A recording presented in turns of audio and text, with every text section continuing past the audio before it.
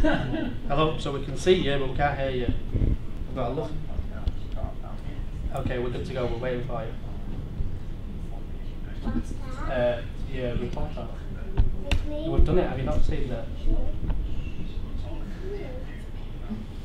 Okay.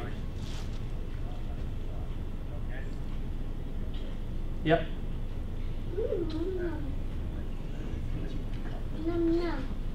That's all right.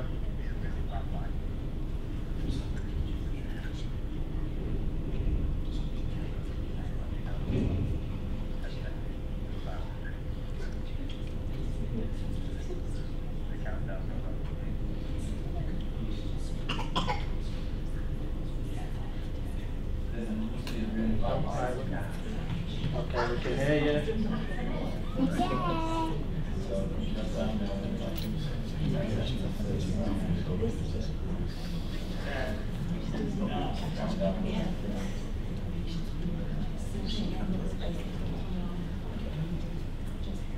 Okay, great. Perfect, thank you. Right, we'll go in.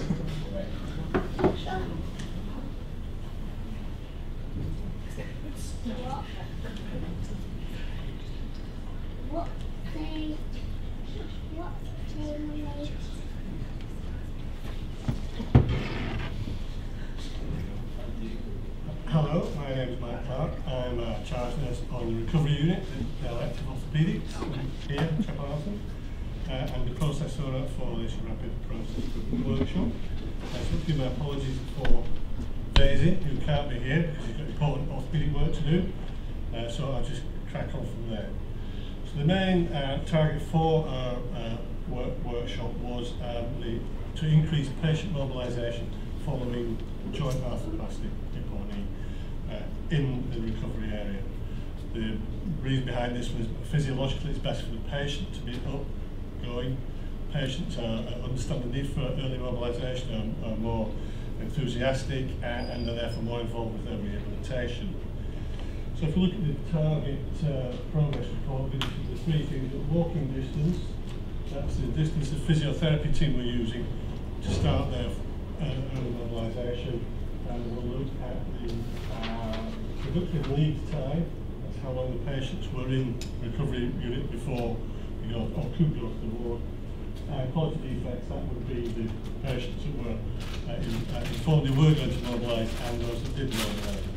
And the staff walk distance is slashed by 62%. We did this by cohorting the arthroplasty patients.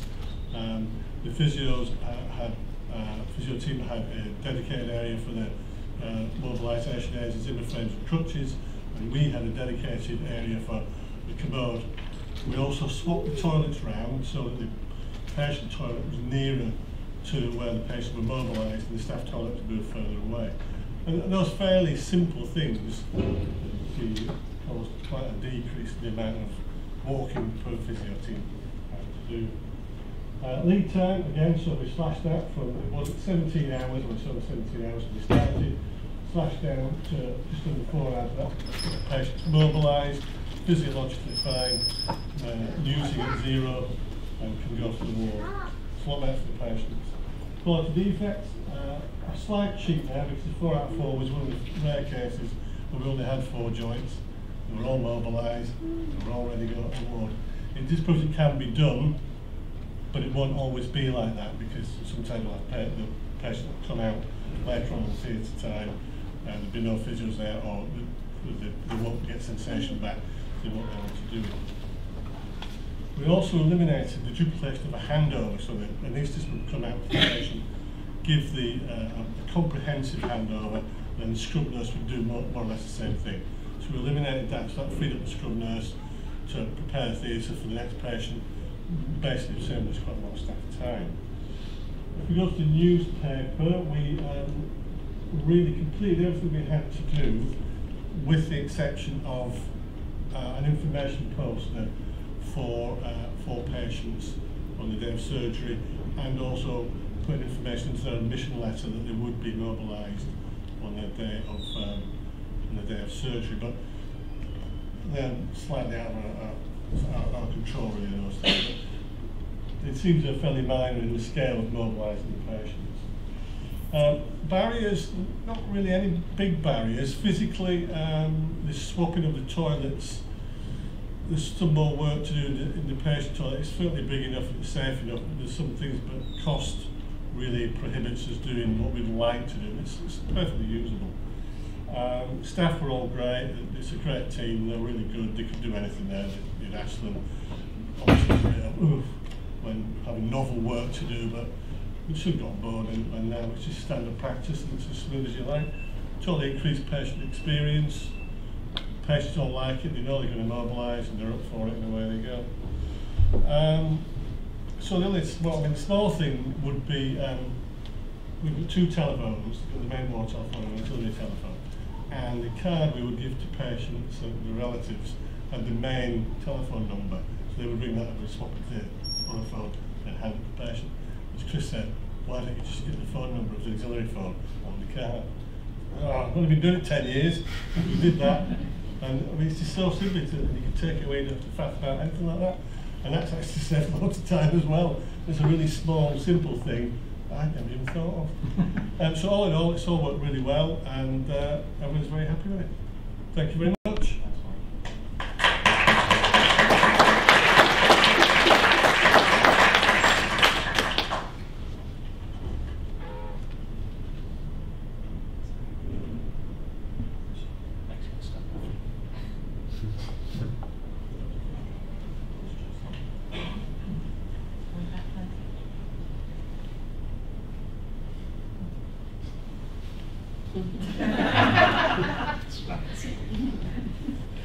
Hi there, my name is Jill Draper, pre-assessment sister at Chapel Allerton Hospital, and I was the process owner for the pre-assessment RPIW, which happened at Chapel Allerton nearly a year ago now, September 2016. So the main aims were to improve cohesion within the team and reduce waste within the system and the process. So we did this by formulating the TPR, the Target Progress Report, which is there, and the newspaper. So you can see on there, so we were looking at a number of different targets. So we're looking at reducing the lead time, which is the time from the patient coming to the pre-assessment clinic and those notes being available for and the theta scheduler to date. We also looked at standard works. We looked at defect management, which were the number of patients that were coming back for reassessment, so duplication of work. We also looked at the eligibility of the booking forms, so the number of booking forms which had to be returned to the surgeons to be rectified. And then we looked at the environment, so that was the 5S. So Fiona's going to talk in a bit more detail about the TPR chart shortly, but I'll just discuss what worked and what didn't work. So the waiting lists have now improved, mainly due to evening clinics and Saturday operating, and patients' care is transferred to other surgeons if needed. So a lot of work's been going on with the whole team at Chapel Allerton to try and resolve that issue. The reassessment rate has reduced, and that's due to managing patients, so that if their wait for surgery is longer than 12 weeks, they're booked into the appropriate appointment slot, reducing multiple visits. Booking form errors have been reduced, and all incomplete forms are returned to the surgeon. A new booking form is now in use. The culture has changed in that surgeons now understand the consequences of their actions and are far more happy to oblige. And we now have a full-time clerk with us in our department, and a second one is planned, but due to lack of office space, this is delaying this, but plans are in place for that as well. So what didn't work, these were minor things really. So we trialled patients filling in their own health assessments. Found this took longer, and we were standing waiting for them to fill in the forms. So it's easier if we do it, to be honest, and the patients don't mind that at all. If anybody wants to fill it in, they can do, but we found they were in the department longer. We trialled front sheets in the patient notes to identify what needed doing and what was missing, so anybody could pick up and work with those notes. We found that was getting lost, so we scrapped that. So instead we did a standard work and sample packs. We now have 16 standard works in place that we're all working towards. So Fiona's going to talk a little bit about the Target Progress Report. So I'm Fiona McSorley, Healthcare for Pre-Assessment, part of team member for the RPIW. Target Progress Report. for the lead time from patients attending pre-assessment to their packs being available for scheduling has gone from a year ago 115 hours to 33 hours now. Reassessment rate from a year ago from 66% to 13% currently, and the surgical booking forms returned to the doctors from 45% a year ago and now 8%. And we have 5S now at level 2. What went well? So we've improved team cohesion within the home team, admin team and the consultants. Cultural change, consultants are happy to help. An example of what worked well was the plan to submit the MRSA swabs bags twice a day rather than once a day. So what we do there is gather up MRSA swabs, hand them in at the end of the day. What we were noticing, there was a delay in them being reported on. So we increased that to twice a day, and we've got the information back within 24 hours. So that has dramatically reduced the lead time. A small solution with a big impact. Even better would be if all team members work together, rocks in our shoes, and we have the dedicated space, but as Jill said, the work is ongoing with that. Overall impact for staff and patients. Full-time clerk means clinical staff can spend more time seeing patients and less time on admin duties. Patient reception, where our clerks meet and greet and arrange appointments there and then with the patients, so they go home with an appointment for pre-assessment if they've not been able to be seen on the day. So the staff are happy.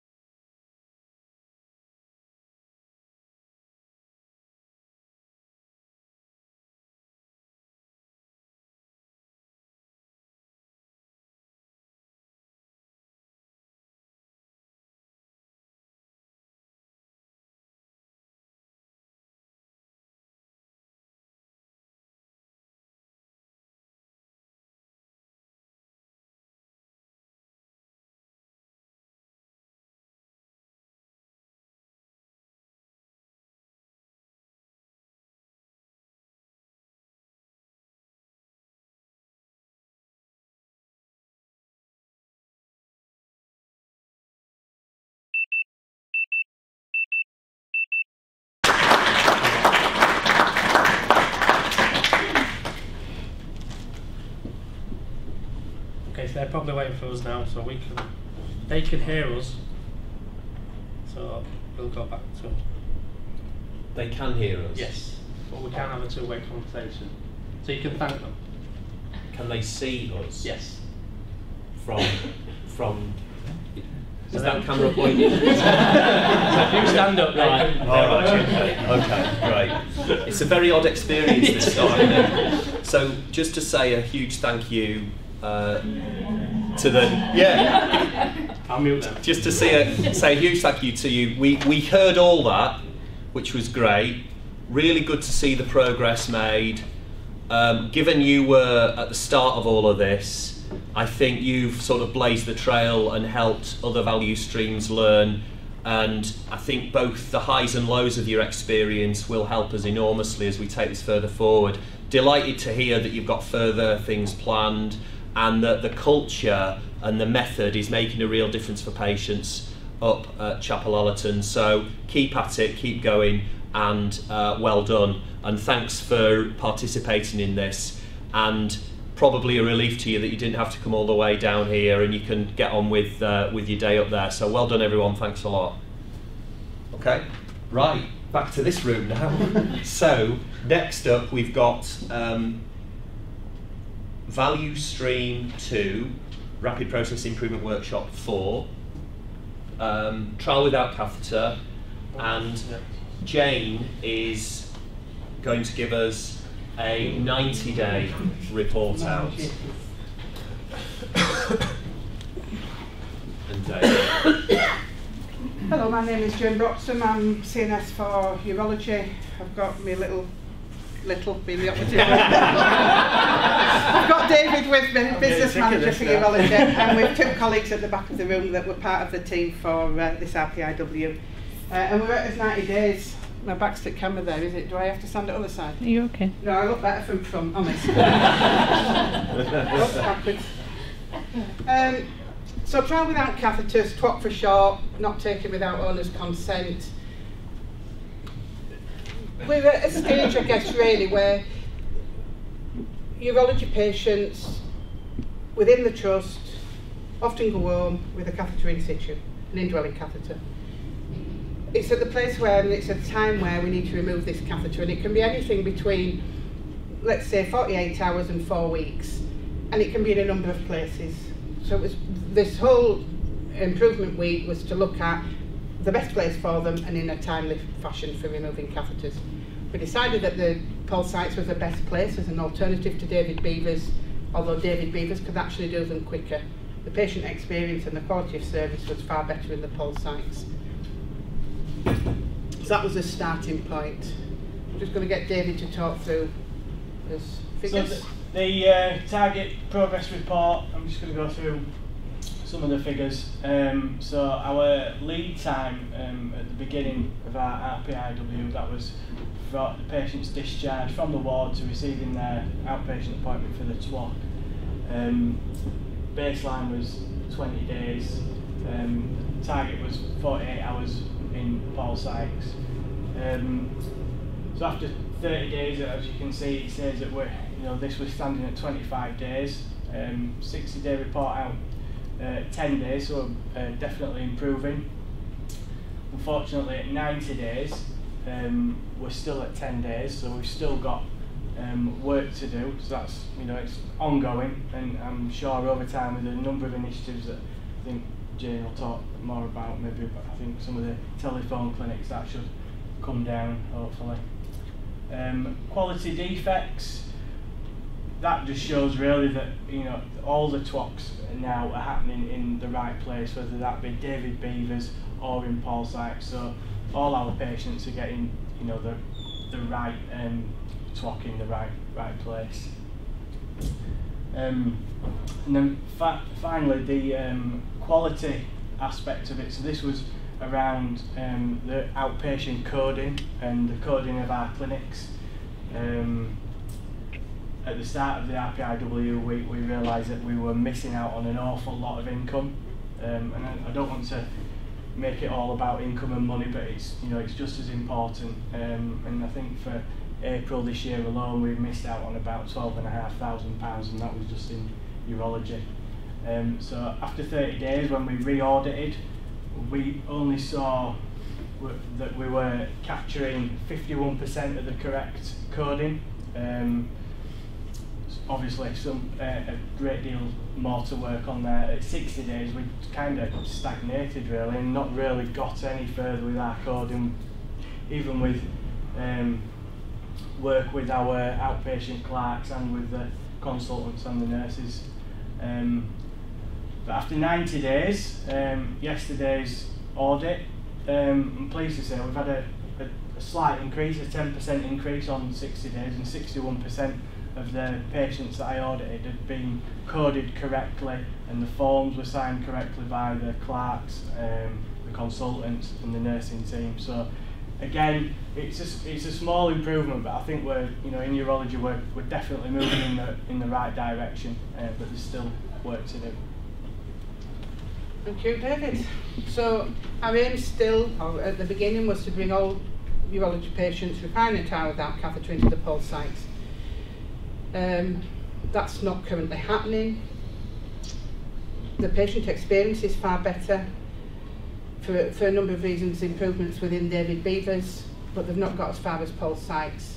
If you want my honest answer about that, I ain't overly bothered because the patient experience has improved, although we can't fit them into the Pulse sites.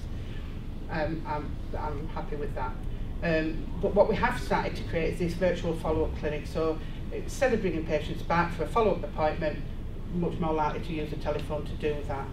That currently is, well, it's throwing up its own little problems that you'd expect a new service to do, but actually patient feedback is hugely positive.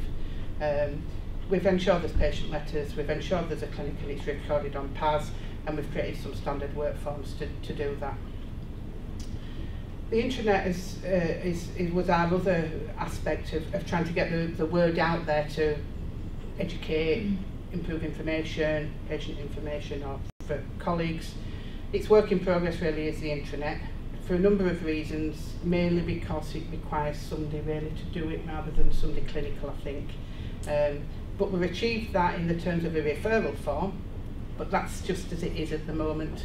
So it needs a lot more work on it, does that. But we have patients, we have staff that are empowered and want to do that. It's just deciding what information we're going to put on there, really. And I don't really want my picture on there, and I'm sure half of the staff we have don't want. So it's those sorts of things, isn't it, about how much information we have. But we're also looking at the front end, which I know is part of this RPIW, but the LTHT website that visitors, patients would look at, that's work in progress as well. So it's in combination really of two things. So hopefully that will improve. From his intranet point of view, from an internal issue, that referral form is up there, so that's much more transparent. Maybe it's not perfect, although maybe perfection isn't what we get, but actually it works. So staff can log on, it seems easy to be able to access it, fill it in, it's being done, we're not getting any written referrals, they're all coming electronic, so they're all much more traceable, transparent, and so from that point of view, that's a huge achievement, but again there's work to be done with that, and me and Crystal spoke about it this morning, but I've also got some time with Emma next week, and we're just going to have a little bit more of a look at that and see what else electronic we can sort out. So that's, oh, it's me that's got control, I'm going to blame Chris and it's me. So yes, we've created this new referral document which is on the intranet, which I've just spoken about, and then David's just spoken about the clinical coding part, and that was a side issue that came out of it really. But it's proven to be an important week, and I think there's still work to go on that, and I'm sure David and I will work together on that. So where do we go? Well, we've got as internal and external intranet websites needing work. It's opened the right kind of worms of this RPIW week really, and the subsequent 3 months, and that we've a lot of improvements to do for patient experience, not necessarily here, but with our referral out to LCH. This community seems to be a few more issues than maybe is accounted for. So part of this is improving communications with the community and the community nursing services, and those are meetings that are happening, and hopefully that will, if it is staff education, if it is patient education, it's certainly education between our two groups. Don't particularly work very closely together, that's quite historical, but it needs to change, and we need to find ways of doing that really. We need to audit what we've done. We audited it right at the beginning, we asked patients what they've done, and we've done it as we've gone along, but only verbal. We've never actually done it in any great way in order to show you. So I guess that's where we're sat now. We get positive feedback, but we don't necessarily take statements. We've done a lot regarding education of catheters, and that, I suppose, has been the big issue on the back of it all.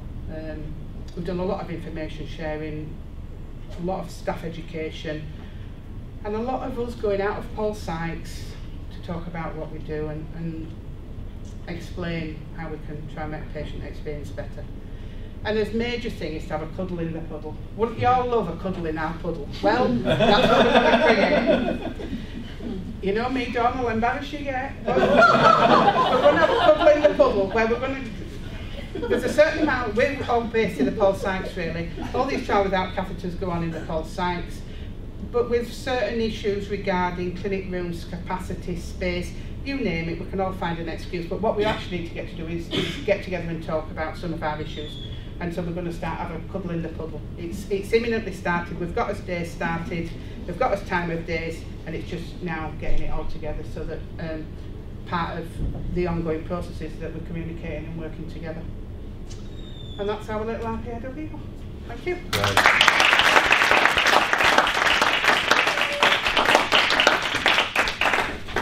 Thanks very much, Jane. Pleasure. David. Let's pick up any questions for Jane, David, members of the team, from what you've just heard. Anything colleagues would like to pick up from that? Go on, Angie. David, the electronic referral form that you've developed, can we touch base about it at some point? Because there's another programme of work around how we do our e-stuff through the digital health programme. So if you've done something, I'd be really keen and interested to see what that is and how you build on it. Yeah, absolutely. Yeah. Good. Tim? I've got probably a comment as much as a question. As sort of sponsor for this, I know that you've found a lot more issues than we anticipated when we started this work, and even from the background work. And I know that sort of got to you a little bit and demoralised you. And I think it's really important to say that actually knowing what the problems are is the first step to dealing with them. And I don't think the fact that we've exposed further problems should actually bring you down. It's the step on the way to actually dealing with them and sticking with it. You see, the team at Chaplallerton are 280 days into this. It's a long-term process to making these improvements. And actually the event that we had on Wednesday, the feedback from the other teams about the fact that they know where the patients should be going and that they have recognised an improved service is a massive achievement in itself. So stick with it is the message really. Yeah, I think anybody that's process owner, you have a dip in your week, so you cry on Wednesday. At 30 days, you're actually feeling quite positive about this because you think, oh yeah, I can see changes. At 60 days, you've lost those changes. And at 90 days now, you come to reflect and think, yeah, actually, we've done all right here. But we opened the right kind of worms. And the team experience, I guess, is that actually it was totally rewarding and fulfilling. It's just not going to solve all problems in Leeds Trust, is it? Yeah. You want to do that. Joe? I was just thinking, saying that is that refers to in the methodologies you lower the waterline and more problems than we can see at the start. It's a good thing. You didn't know they were there. We're probably in a more dangerous position not knowing they were there. Mine's more in the line of a comment again, thinking about the Chaplallerton input, that I'm encouraged by the fact that this methodology allows for increasing the resource if necessary, where their administrative function seems to be very significant to the day. To put a person in to fulfil a function and release other people to do things that's more appropriate and probably more effective and efficient. So it's not all about, by definition, we have to have less people doing something at the end of it. It's just the right people doing it. And if we needed a new person to drop in to do it, to make the whole system work better, that's a good thing. Yeah, absolutely. I'd echo that. I think I was impressed where you put the you put the metrics on, and you've made good strides with the reductions, even though we've not got to where we set out initially. You can't underestimate that this is having an impact and it's improving. To go from 20 to 10, and then obviously you've got ideas about how to further develop and improve that. And you made the point, I think, Jane, that this is having real benefits for quality. That we can't overestimate in terms of the patients at the top of the pyramid. So anything that enhances that. I guess all of us urge you to keep going, stay positive. Well done on what you've done so far. Please pass that on to other members of the team. And Ollie, you're here, I know. You can do the same with all of your colleagues as well, in terms of making sure that this is embedded across the consultant body also in this approach and this philosophy, because I think it's crucial that everyone plays their part. And the thing about the Leeds Improvement Method is the teamwork, isn't it? The RPIWs, I bet you found when you came together and did that, what you reveal when you put all of those different colleagues in the room and work the problem, and lots of things come out of that. And as you said, Tim, there are things that we needed to know that we probably now need to think about how we get onto. So that's all good stuff. I was just going to add, just because the value stream was about prostate surgery and TURP surgery, you've actually done yourself a disservice. If you cheated a little bit and just looked at those patients, you would have seen really how much you've achieved in that cohort of patients. Because originally those guys were very variable, staying in hospital for 3.5 days, waiting for a catheter to be taken out in various places. And even just through this work, we've already got that into a position where they're going to a day unit at a planned stage. We haven't measured it, but it's somewhere around the sort of 90–100% hit rate. Yeah. And the patient satisfaction's gone up dramatically in that area. And if you just, if you want to get a little sort of a feeling of sunshine, go and look at that for a while. Yeah. And unfortunately the team, and my ex-worker telling off this morning that we're doing that. And yes, I get what you're all saying. Yeah. So, really good. Well done. That concludes what we're doing today, doesn't it, Chris? Please spread the word about Report Out. We want more colleagues to come, and we want to make it, more of a well-known regular fixture in our week. And there's another one next week. No, 22nd. There isn't. I know. Sorry, when is it? 22nd. 22nd. 22nd. That's when it's happening. So let's have double, triple the attendance then if we're missing next week. And we will be doing some communications around that, Chris, won't we? And certainly colleagues involved in value streams, Lean for Leaders, this is all collective learning, it is our management method, it is how we'll improve. So thanks very much everyone. Cheers. Thank you.